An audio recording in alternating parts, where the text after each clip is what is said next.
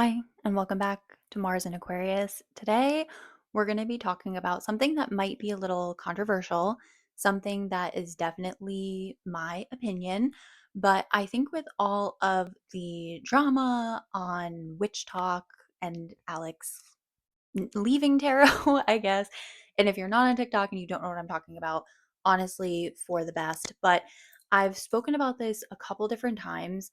I don't love talking about it necessarily, but I don't see a lot of people talking about it. And I do think it is necessary. And that is how to spot a scammer or how to spot a fake, again, in my opinion.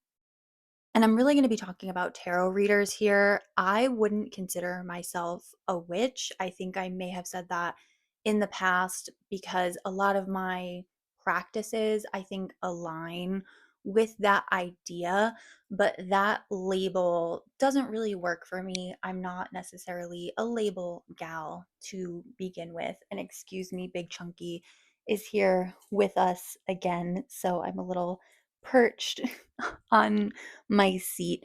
But let's get into, again, my opinion on how to spot a fake reader. Now, I think the first thing that might be a little surprising is that I don't necessarily mind a gimmick at all. I have seen people with some headdresses. There's a lot of cultures and practices where a head covering is necessary, required, or just wanted, right? And so I'm not necessarily talking about scarves or things like that, but some really elaborate headpieces. And if you're on the tarot side of TikTok, I'm sure you can take a guess of some of the main people that I'm talking about, right? And so I'm not even saying that I don't mind that. I think it's when the gimmick of it all is too distracting from the message or from the reading itself, or when the gimmick becomes too much about, and I think not that Alex Reed's tarot had a gimmick, in my opinion, but when it comes too much about the person, because I do think for tarot, we are channels. And there's a lot of different ways of putting that. For me, channel feels appropriate. And so when it becomes really distracting, I think is where I have a huge issue with it. And it's funny because I was thinking the other day, writing in my journal, if I had been born 100 years earlier, I would want to be like in a traveling circus with a fortune telling tent. And I was like, maybe I could put like a tent kind of screen or something behind me. But I thought, why bother? For me, the way that I dress and present myself is how you're going to find me in real life. And again, that's just for me. So I have the customary 1,000 bracelets of spiritual people, right? So it's sodalite. I made these myself. My necklaces, this one is new. The sun is very important to me. My spirituality is very celestial, I guess. I do have my high priestess necklace that I wear every single day. And then you'll also frequently catch me in a lot of gold or gold only, really. And you'll really only catch me wearing sodalite, or I have this. Oh, you'll see me wearing this necklace as well. This shell is important to me. I found it myself. This is angelite. Why can't I remember the name of this stone now? Oh my goodness. Well, I'll have to put that in somewhere, but you'll find me wearing the same stones. Labradorite is huge. That stone here. Labradorite is huge for me personally. I usually have my big labradorite rings on. I have a labradorite necklace, stone. My sphere back here is labradorite. So you'll kind of catch me wearing the same stones and the same jewelry all the time. And this is how I would go out to the grocery store. In the winter, you'll catch me wearing sweatshirts most of the time. But adornment is something that is important to me in my practices. So that's why I don't necessarily mind a whole thing, a whole gimmick. But again, when it becomes distracting, that's when it's a little too much for me because I'm like, what are we distracting from? Right. I was just thinking too, I have my blue light glasses here. You'll see me wear them sometimes. They're big, they're a little out there, and they do have like a celestial chain on them with some stars. But again, I wear those all the time, every day. So The next thing I think that I would look out for is people who are a little bit too sensationalist. Again, I am more reserved, I am more calm generally, to the point of therapy, right? So I'm not saying this is wrong. I just have found some readers, because I do like to check other people out. I have readers that I enjoy watching very much. I love seeing other people's interpretation of the cards. And I just generally love the energy of tarot and being around it. So I do check out a lot of other readers' lives and things like that. And I think that there is a way of delivering the message. I fear I am too blunt, honest sometimes. That's why I really frame my readings as an older sister a lot of the times, because it is sometimes too difficult to deliver the message from spirit, from God, from the universe, whatever you believe. Put that in your pocket, put a pin in that, because we will talk about that as well. But there are some readers that I've seen that are just mean, that are just rude. And I think there is I talk about this a lot, so I won't talk about it too much, but I think there's a huge responsibility as a tarot reader and getting into this work, because people are coming to you at their most vulnerable a lot of times, and sometimes questions are silly, or they're about this I don't know. Sometimes they're silly, but a lot of times they're really not. A lot of times they're really not.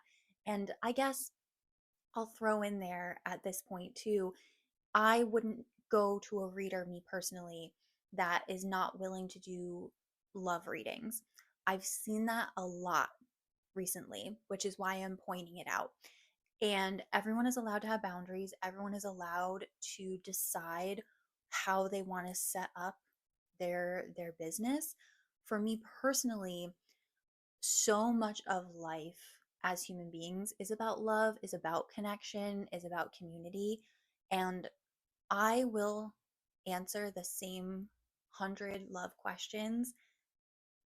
I don't know, just till the day I die, I guess. Or the same people will come to me with the same questions. And as a reader, in that case, right, they're also, again, an ethical responsibility to say, hey, you've asked about this for 3 weeks in a row. Maybe we need to cool it, right? Maybe paying for a reading where the energy is not changing is not it, right? Or as a reader, I will say, hey, I can tell the energy hasn't changed. So I don't think me taking your money and doing this reading makes sense, because I can tell the energy hasn't changed, right? Or I'll pull a couple cards and say the energy hasn't changed. So that way of ethics for me, and I've made a video about my ethics as a reader and how I pull on other people's energy ethically. And so what I mean by that is so and so cheating on me, right? There are some readers who would say going into that person's energy to see if they're cheating is unethical, is invading their energy. I don't personally think it works that way, but again, everyone can set up their own way they want to do things. For me though, to say you're not going to pull on one of the fundamentals of being a human, and and that being love, is just not for me. Next one, pricing has come up quite a bit with the whole Alex Reed's tarot drama, and I actually love that there's been so much conversation and discourse created from her moving down the Christian pipeline, right? And I've made a couple videos about it. My guides have kind of blocked me from saying too many inflammatory things. And so, well, I guess that's another thing. Before we get to pricing, I also believe as a reader, God, spirit, the universe, whatever you want to believe in is totally fine with me as a reader. I don't think that my way is the right and only way. I believe in my bones that what I believe is true and real. However, and we're talking about the Christian pipeline here, right? I don't believe that my way is the only way. So I always say, I don't really care what you believe in, God, spirit, the universe, whatever it is. I have more of an animistic style of spirituality.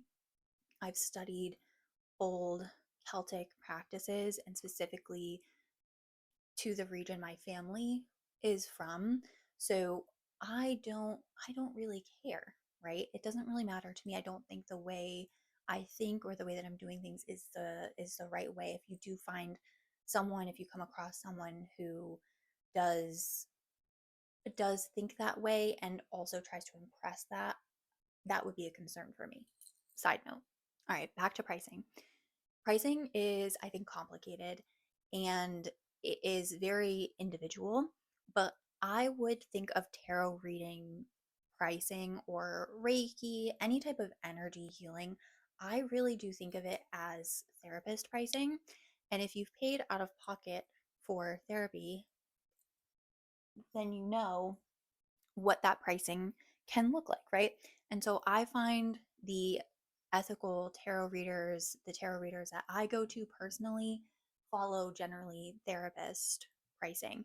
And so it goes up as you progress in skill or education level. I think tarot is very similar. And so when you find someone who has been reading tarot for a certain length of time, who obviously understands the cards, I read intuitively, and I know a lot of readers who do. There's also some tarot readers who don't put a spiritual spin on it. So I personally do believe that it is the universe, your spirit guides, some energy field influencing the cards. There are some tarot readers who don't think that, who really use it as a mirror, as a psychological tool. And so that doesn't bother me either, honestly. I'm on the spiritual, mystical side, but there are tarot readers who are wonderful, who are more on the really like psychology side of it and don't think that there's a mystical aspect to it at all.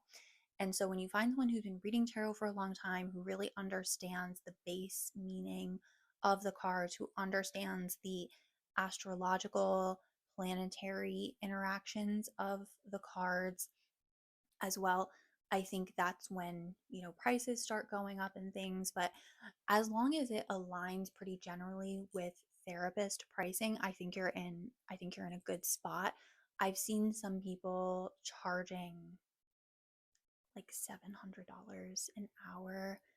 For me, that's going to be a no.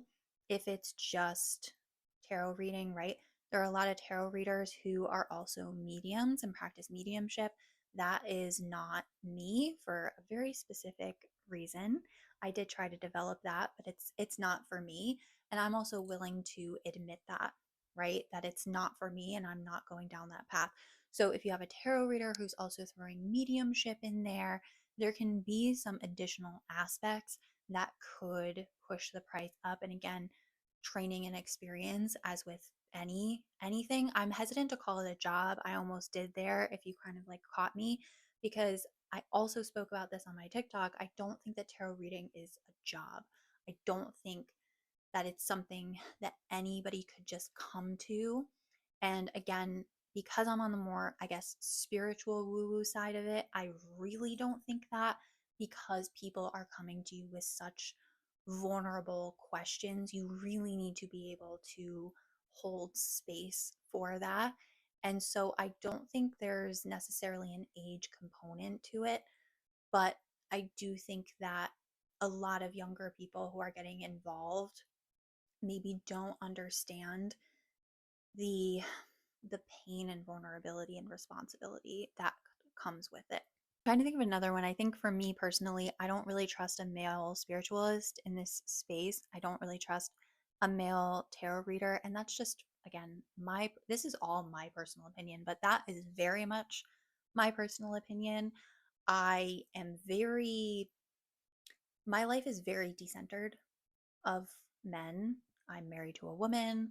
I generally hire women to do things, doctors, dentists. If I can hire women if I need housework, things like that, I'm really surrounding myself with women generally, right? And so I do read for men. It's a it's a smaller pool, I think, but I do, right? And the men who I read for are of course lovely, or I'll tell them, "Hey, this is on you," right? Another mark of a good tarot reader, they'll tell you when you're the problem. If you're never the problem, I don't know about that. I'd be leery of that. But I do I do also get leery of men in the spiritual space, in the tarot reading space, because and that's all men, right? Gay men included, because there is not that ability to decenter. And I do think women are particularly connected to spirituality, my opinion, out there, maybe, right? Like I said before, I don't think that my way is the only or the right way. This is just my beliefs. But I just think women are more connected and more plugged in to spirituality and to whatever the universal energy is. And I get concerned, I guess, seeing what men have done with the spiritual space, particularly organized religion, right? The televangelists, the preachers on TV and things who have obviously scammed people. I just get worried seeing the evidence, seeing what they've done with access to the space that was historically female, and a lot of the first deities that we worshiped, right, were women, mother figures. I made a video about Ishtar, Inanna, the Queen of Heaven, one of the first recorded deities. So that is my personal opinion, but I do just get a little side eye, a little, "Ooh, you can stay over there," for me.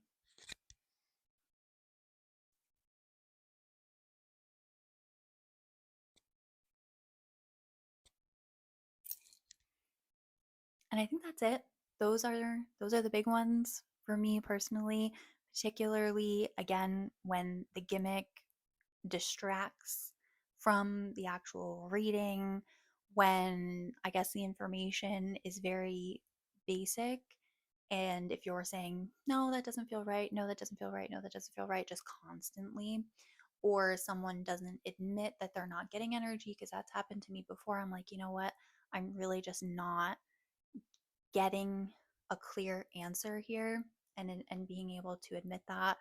Pricing, right, following kind of a therapist style pricing, and being being open and understanding the responsibility that comes with reading tarot professionally and for others. So if you liked this video, do the YouTube things, like, subscribed. I've been Mars in Aquarius, and I will catch you next time.